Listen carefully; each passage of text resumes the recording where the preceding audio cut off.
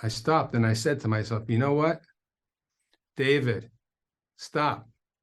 You got to make sure that you're not running after trying to be this artist if that artist could be depressed.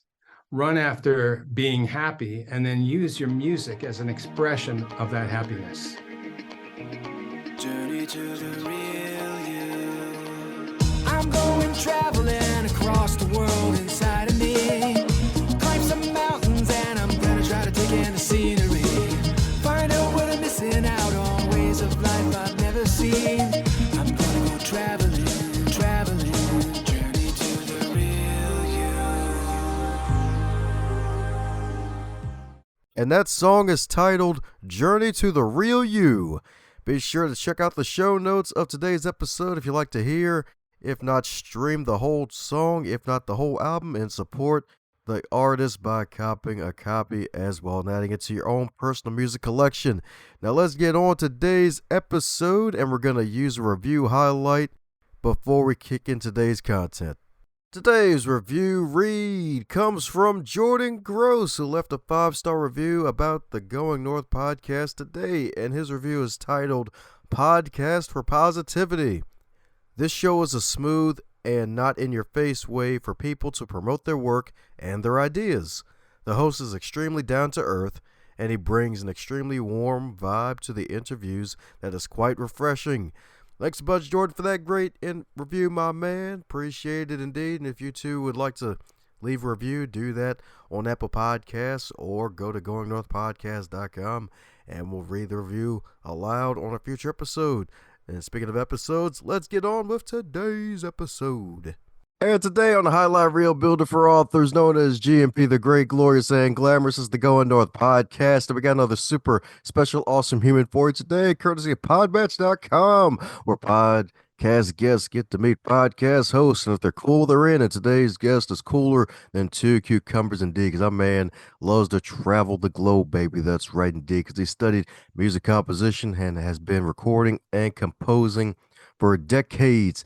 And on top of that, he's worked with some of the most famous names in music and is an award-winning film producer. And for a livelihood, he likes to invent and patent technology to sell to other companies as well. And he's an international teacher, speaker, and performer. And now he lives in the wonderful land of Israel with his wife, 8 kids, and 16 grandchildren indeed. So let's give it up for the DG himself, the wonderful rabbi himself, David Green. How you doing today, David? I am doing great now that I heard that intro, I got to meet that guy,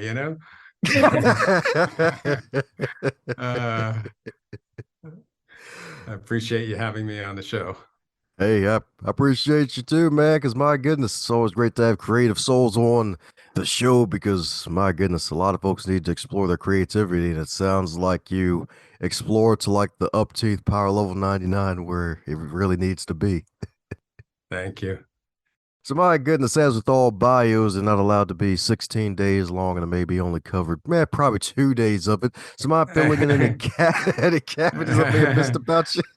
Okay, I'll actually, a lot of the work that I do in writing and in music and film, they all center around a theme of discovering your inner self. And this started when I was 16 and I was very active in the business, in the music business, and I was running so fast that I was very disconnected from my real self. And what happened was by 18, I was recording an album in LA. And I was working with a R&B producer named Gene Page. He won numerous Grammy Awards for previous albums. And he asked me if I would accept a Grammy on his behalf. And I was like flipped out. Oh my gosh, what happens? This is a great opportunity to rub shoulders with all the people in the business. They think you're successful and then they want to do something with you in terms of, projects and music and whatever. I thought, wow, that'd be great. But then I started getting really nervous. Like, what if I go up there and I accept his award and I forget his name? My anxiety was building big time. And I took a little something to calm me down, but it didn't help that long. But his limousine picked me up, and I was wearing a tuxedo, and I went there. And I think like the first time I ever prayed in my life was when I asked God, please don't let him win this Grammy. I do not want him to. If he knew, if Gene knew what I was praying for, he'd really be, now he's passed on, but he would have got really upset at me. So thank God he didn't win. But I was invited to this really, really like prestigious party afterward because I had a nominee ticket. And I came from a soul like jazz background where there was like a rule where you can't sacrifice your artistic integrity for the purpose of being a pop musician, right? So there I was at the Grammys, and I saw somebody who basically represented that vision of life, like the ultimate jazz musician who had a pop hit. And he did not have to sacrifice his artistic integrity to have that hit. It was such a great song, and it did very well. And I looked at him. You have to understand, this is my role model. All that running really fast was to be what I saw in front of me. But what I saw in front of me was very, very depressed. And I stopped and I said to myself, you know what, David, stop. You got to make sure that you're not running after trying to be this artist if that artist could be depressed. Run after being happy, and then use your music as an expression of that happiness. And that turned me around 180 degrees. That's why I actually went to college, to be like a normal, guy in my 20s growing up, try to go through that phase of life. And eventually I found, it wasn't happening there for me. I still was looking for something much deeper. And the thing I was looking for was the real me. And I decided a great place to discover the real me is where I have a religious and a historical connection to, which was Israel. And I picked myself up and I came to Israel, and I studied in what's called a yeshiva, which is a place where we learn all kinds of philosophy. We challenge whether there's a God in the world and whether the Bible is authentic or not. And I was, I fought there for a couple of months of, working on that whole issue. And eventually I did become observant. But what I really found was my own soul, my true self. And my writings now and my music, like I have an album called Journey to the Real You. And you got to check it out. If you want later, I can send you some MP3s to put on the show. All the music is about that search that started when I saw that guy's face. It turned me around and went into this inner search. And that song, Journey to the Real You, for example, is I'm going traveling inside the world in front of me, right inside of me. And it's all about traveling inside, because there's a whole world. We all want to get on a plane and fly to some beautiful destination, but there's a beautiful destination inside of us. And for years, I got involved in helping other people find that self. I became a rabbi, and I was teaching classes all about that inner journey. So I put out the book called A Book About You, which is helping people discover their true self. And I just put out another one called Pictures of Your Soul, which is really helping people understand what a soul is and answering all kinds of questions about what a soul is, how could a spiritual soul stay in a physical body? All these kinds of questions, which I think when people read that, the reading is sort of like a healing process of getting in touch with themselves through the reading of it and looking at the pictures that are illustrations and beautiful photographs. So that's why I give you that background to know that everything that I'm doing really came from that in my own journey, and feeling like, wow, I came alive through that. And I didn't have to become that person who was very unhappy, even though he was very successful. And here we are today. Sweet. That's what I'm talking about, indeed. That's what I'm talking about, indeed. Like, so many wonderful gems to unpack from that wonderful story. And it's just really powerful. Just that example of, hey, it's like, 16, life's moving so fast. It's like, get to attend the Grammys at 16 years old and possibly accept an award on your friend's behalf. It's like, oh shoot, like the gateways are gonna be flooded open, but it's like, oh man, I hope he doesn't actually win. Like, come on. And then you meet the guy that you felt like like, this is a guy I truly want to be, and then you actually had the wonderful insight and had enough self-awareness to realize, hey, maybe this isn't what I should strive for. Maybe I should create the version of the person I truly want to be and seeking my own happiness. That's definitely powerful indeed. What do you think helped you to get that insight at such a young age? Well, I've always been a very introspective type of person. As an artist, artists in general are demanded to be somewhat introspective. At least back then, the type of music that we wrote, the lyrics and everything, always had to be about something real, you know. So I think that there was like already a sort of like a lens focusing on my inner self. But I think that God speaks to us at various points in our life to give us a chance to make that turnaround. I'm very blessed that I had that. And perhaps the intensity of the life that I was living was also like a potential time bomb, you know, like if you're running after something so in such an intense way, you know, there's risks involved, and you could fall, and you can fall from a very high place and hurt yourself badly. So there was a certain caution that I think that was built into that realization also, you know, whoa, where am I running to? You know, all I knew was to run really, really fast. But where was I running to? And I think that made it very clear to me that I better figure it out. It wasn't that I had a flash of the way I should be, but I had definitely had a flash that I must invest the time to discover where I should be. Ah, beautiful indeed. Beautiful indeed. So my goodness, so with that wonderful flash of where you need to be. So my goodness, so still have all that creativity and then eventually becoming a rabbi. So what was the switch? Because did you just get like so much of the creative world that I need to make sure I take care of my soul at a deeper level? Like what led to making that decision and going through the process of becoming a rabbi? Well, a rabbi is really means that he's a teacher. A rabbi is a teacher and a student. We're supposed to always become the best student and the best teacher we can become. And what happened was, at first, when I went to Israel and was exposed to the religious community, because there's so many laws that we all have to keep, it became somewhat of a contradiction to the artistic lifestyle that I led, where everything's about being unique.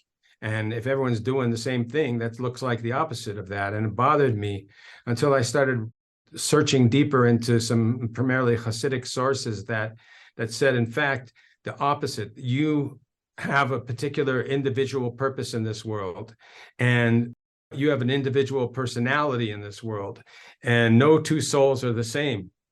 Just like no two fingerprints are the same, the physical world is just a mirror of the spiritual world, and therefore it's understanding what your individual task is in this world is how you do fulfill what God wants from you.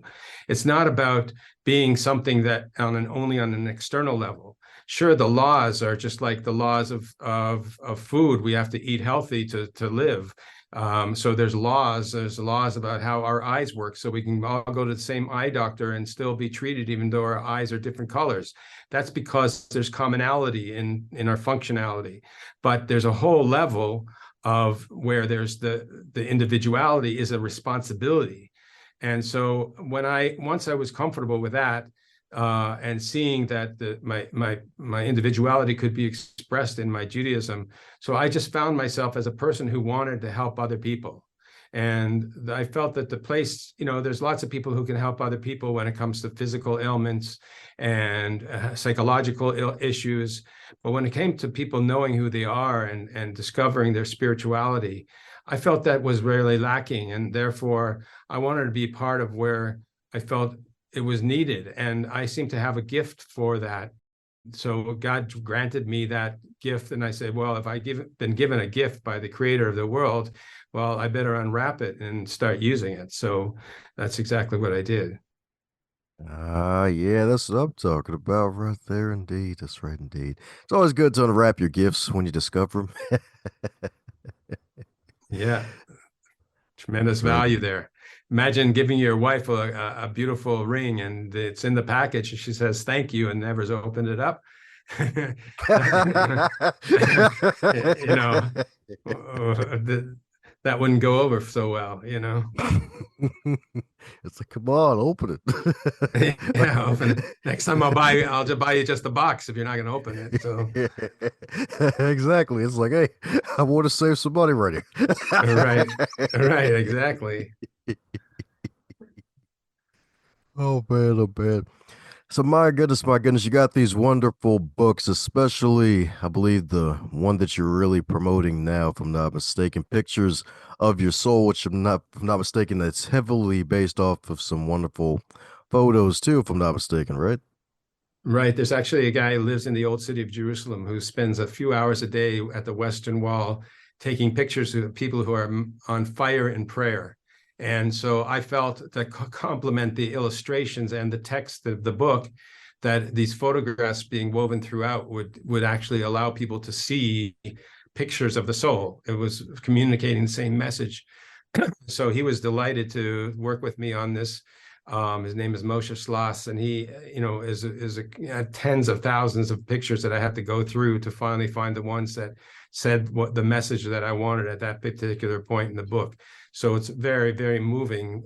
But the text is based on something called the Tanya, which is a great Hasidic masterpiece where it goes through the anatomy of the soul, how to grow, what do you do when you fall to a very low place and you want to lift yourself back up. You know, the awareness of the soul is brought out tremendously through that. So I based it on that. But what I did was I first asked a number of questions that are the types of things that people think they just can't answer, that no one's going to ever give them an answer to that. You know, like, where is your soul? And are there parts to the soul, the anatomy of the soul? How does a soul connect to the body? All these kinds of questions, you know, so this Tanya answers them beautifully. So I formulated the questions around what I knew the Tanya could answer, and then that became the book. Now, I should say that I have another book called A Book About You, Individuality and Spiritual Awareness, which has just been republished by Morgan James publisher out of New York. And there's a revision of it, which is designed for more of a non-Jewish crowd, rather, because the first version of it was more for a religious crowd that understood a lot of the concepts behind it. So this new version of it is much more allowing for anybody of any background to be able to come and be able to help find who they are and discover their spirituality. That's what I'm talking about indeed. That's what I'm talking about indeed. So my goodness, so two powerful books, I guess in a way, technically three, I guess, since we have a newer, Yeah. updated edition to reach more people.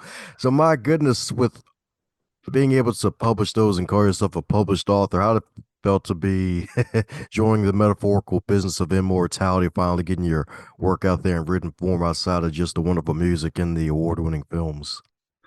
Well, it's an interesting thing because everybody wants to feel a touch of infinity, you know, like you're connected to the infinite. And that's one way of doing it. Obviously, having children and bringing them up in the world with good values is also a way to do that.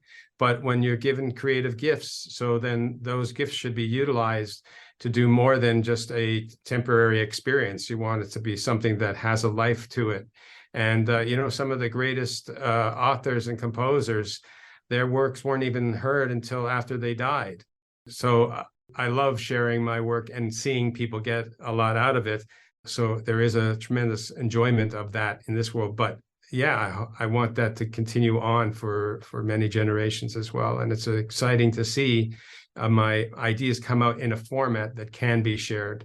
My music has always been that way. And the two albums that I put out recently are connected to these books, so that there's QR codes, and there's the lyrics followed by a QR code where you can scan it, and it starts to play the music that the lyrics are all about.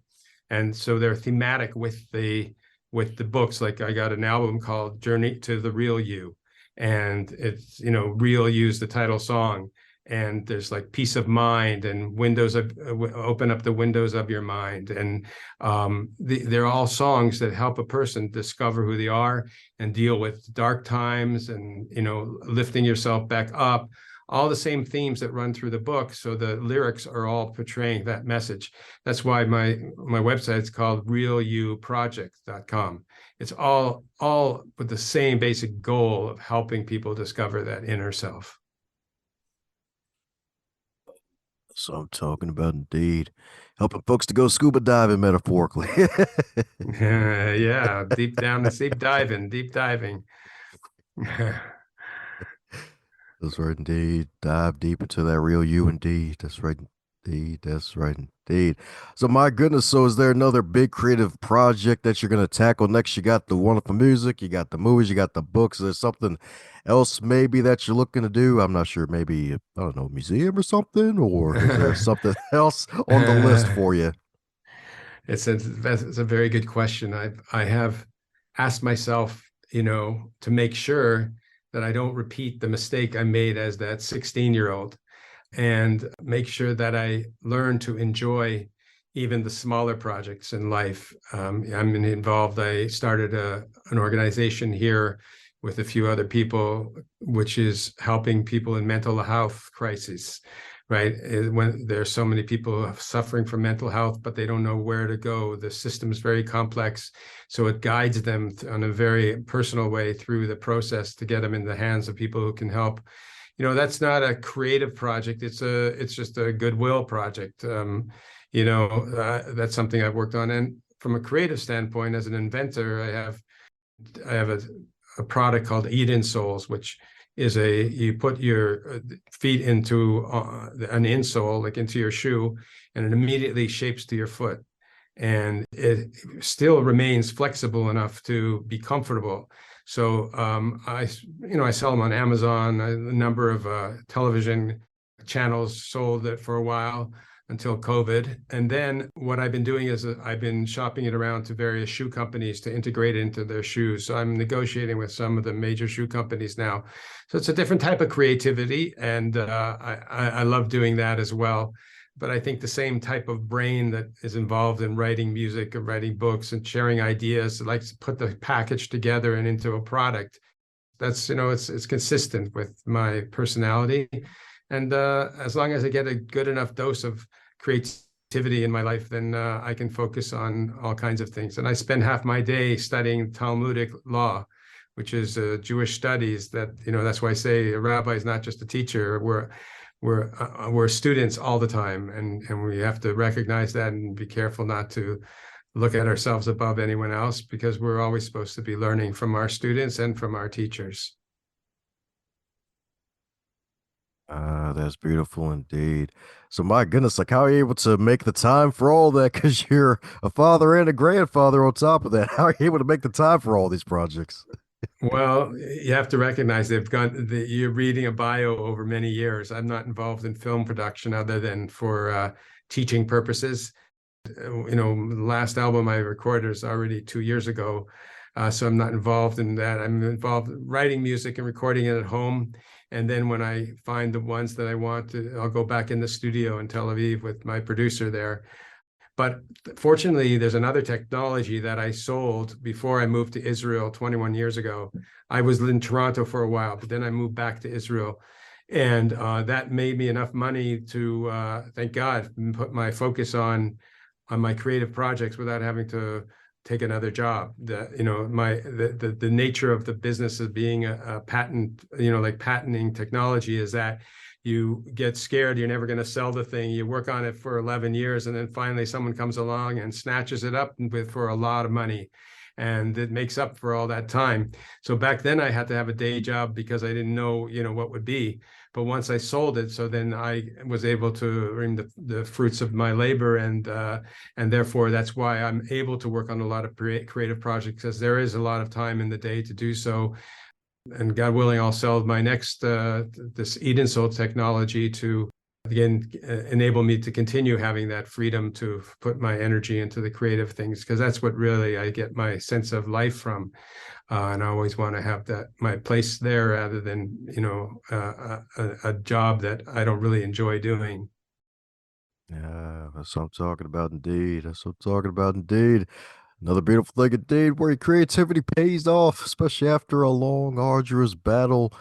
Indeed, indeed. So my goodness, as with all creative projects, I'm pretty sure some fuddy-duddies come out out of nowhere. You may have some setbacks too. So what would you consider your biggest setback that actually sets you up for success? The biggest setbacks are from an emotional standpoint of having suffered depression, where I've been to hell and back a few times. Thank God I'm doing well now, but I've experienced some very dark times, and in dark times, if you light just a little candle, it shines the whole room. Sometimes you have to fall to a place of a lot of deep pain in order to be awoken to things that matter more. For example, there's actually a funny story that goes with this. When I was on college campus, I was with a friend of mine in music school, and we were at a party, and we got up and we started walking on campus, and I just started singing this song like this. It goes, I got a purple stain all over my brain, purple stain. And I don't know where that came from, right? So years later, when I was married with some kids in Canada, I had a seizure, and I was rushed to the hospital, and they did scans on my brain, and everything seemed fine until a few days later, they called me and told me I had a brain tumor. And I'm like, that changed my life. Like, whoa, forget Hollywood, forget, all these big productions and everything like that. And like, just hold my kids and appreciate my wife, and recognize the beauty of every day. And it's not about all these big things you're trying to do, but rather it's about the value of life, the quality of life, as opposed to the quantity of projects or the glamour of whatever those projects may bring. And so thank God they did a number of experiments on me to check to see if the tumor was benign or not. And one day they injected this purple dye into my vein, and it went up into my brain. I had a purple stain all over my brain. And sure enough, that song from college came true. And it represents for me a very important lesson, that a person should always say, if God forbid I only had a few days to live, what would I do with that time? And don't wait for that to happen. Just do it now, and appreciate the things that are most precious in life. And you can do big projects, but never lose appreciation for the things that truly matter the most. Oh, that's what I'm talking about indeed. That's what I'm talking about indeed. And thank God for modern medical technology, so that way you can actually have that wonderful purple stain that helps you to stay alive.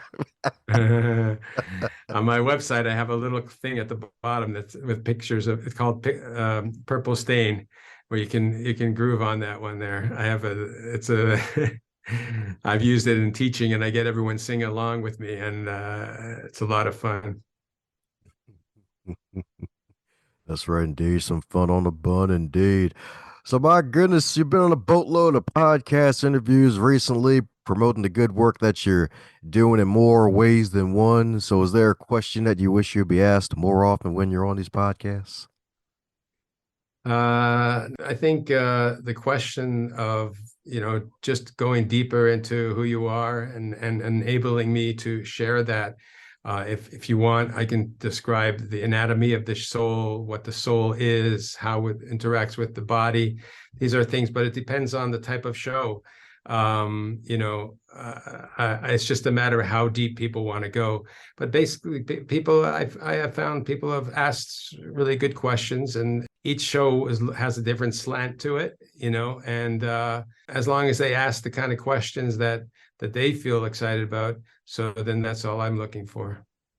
Ah, you're so right about that. You're so right about that.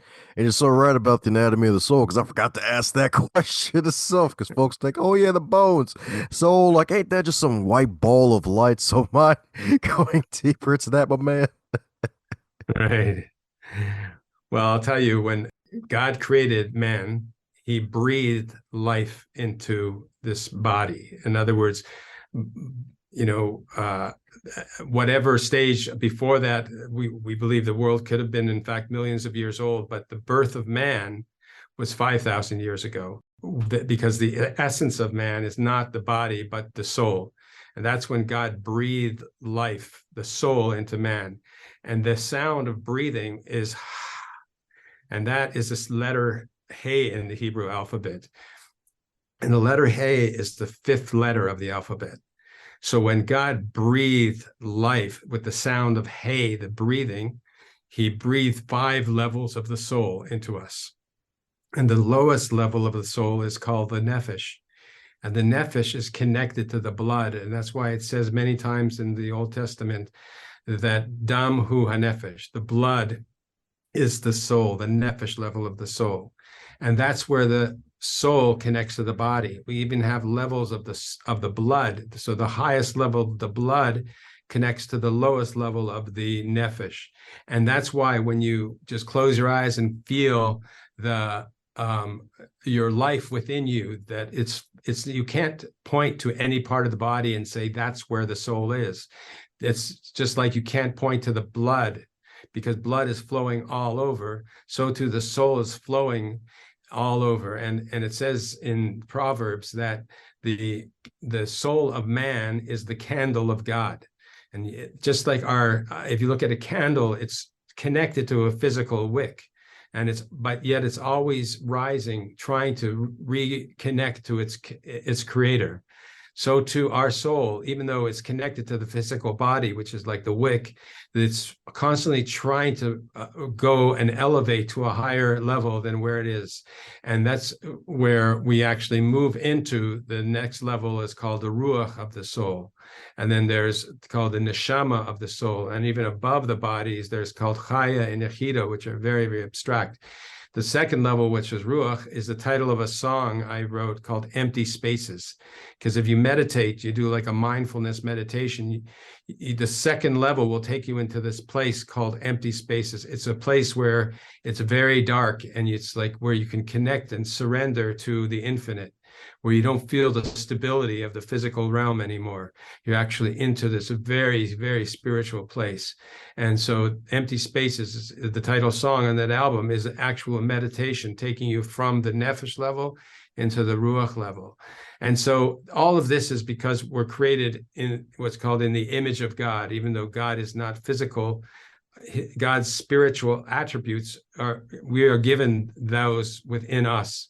So in my book, A Book About You, I go through 3 main attributes and help people discover which is their primary personality. And because once they discover that, I give them chapters about what each ones are, and it helps them be able to find more of that in their life, so they feel more alive because they're connecting to the root of their soul. So this is all, the makeup of the soul. We can't go into it too much in depth, but what I'm giving you is a basic impression of all the various elements and how they interact with each other and how they interact with the body. And that's what the book goes into in terms of the anatomy of the soul. So beautiful indeed. So beautiful indeed. Because my goodness, like at face value, folks will be like, "Oh, blood? Really? That's part of the soul? Really? Thought that was part of the body itself." It's like, "Oh, wow!" Like it's definitely something folks need to pick up and definitely meditate on and read and learn from indeed. Because yours truly is going to do the same for that one indeed, and heck, even hitting all wonderful senses. Fun question for the guests, and we'll go with the book, A Book About You. So, if that wonderful book, A Book About You, if it was a food, what would it be and why? If it was a food? Yeah. Oh my gosh, if it was a food, I'd say it was baked salmon with some sweet and spicy sauce on it. That's for sure. No question about it. What else could it be? I'm on a diet, so I'm eating very healthy. So that's one of my delights, is to have really tasty salmon. Yeah, I'd say burgers and all that stuff, but I can't have that stuff now. So yeah. There you go. That's right, indeed. If it's a book about you, y'all, the real you. So if something fishy's going on, it's not the real you. Right, right. You know what's interesting is that when a person discovers who they are, they have to know that every stage of life has a different mission. You can't discover yourself at the age 20 and then say, now my mission in life is this, because when you turn 30, you turn 40, you turn 50, each stage of life has something that you're here to achieve. And it could be just discovering about who you are and discovering what the world is. People make major transformations at different stages of life, and if they become too complacent what their purpose was when they were younger, they actually may be missing out a lot in life because they're living in the past. One of my songs is called Let It All Go. And one of the lyrics is, there's no future living in the past. You've got to let it all go. And that's a problem a lot of people have, because they are insecure about letting themselves flow into the future. And the future holds so much for them, but they are stuck on a past impression of themselves, and they can't let that go. And in fact, they think they're holding on to themselves, but they're in fact holding on to the child in them, and not holding on to the person who's supposed to move forward. Yeah, gotta move forward right there, indeed. That's right, indeed. Gotta move forward right there, indeed. Well, my goodness, speaking of forward, we're coming down to the magical question that every guest gets to receive. And that is, if wake up tomorrow and you're 25 again, but you're still in the current year with all of your knowledge and experience, what advice would you give to yourself? I would say take more time to invest in all the various foundations of things before rushing to the conclusions too quickly. I'm an ADHD type of personality, thank God. That's helps me a lot. But the tendency is to come up with a flash of an idea and run after it. And a flash of an idea is only inspiration. You have to build foundation. And I think that I would encourage that 25-year-old to invest more in the foundation, which would enable everything to grow from a place that's much more solid.